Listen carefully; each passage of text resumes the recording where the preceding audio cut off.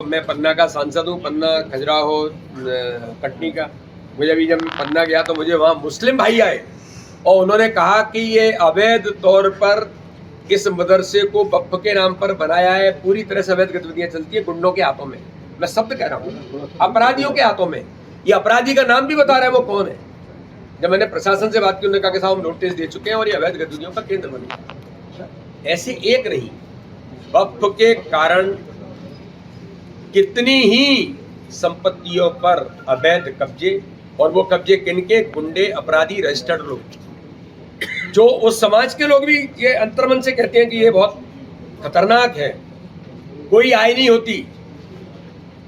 अब वक्फ के कानून के बाद जो भी आय होगी ऑन रिकॉर्ड होगी, रजिस्टर्ड होगी, सारी चीजें एक नेटवर्क में, फ्रेमवर्क में आ रही हैं। इसका दर्द है उन किनको जो ठेकेदार हैं। और इन सारी बातों के बारे में नीतिगत सारी चीजें जो जेपीसी के अंदर, इस पर जेपीसी ने बहुत चर्चा की देश के अंदर, और संसद में कानून लाने से पहले ज्वाइंट पार्लियामेंट्री कमेटी में सभी दल के लोग थे और सबने इस पर रिपोर्ट प्रस्तुत की, और रिपोर्ट के आने के बाद ही कानून लोकसभा के अंदर बिल आया, फिर राज्यसभा में बिल गया, फिर महामहिम राष्ट्रपति जी ने इसको अमलीजामा पहनाया।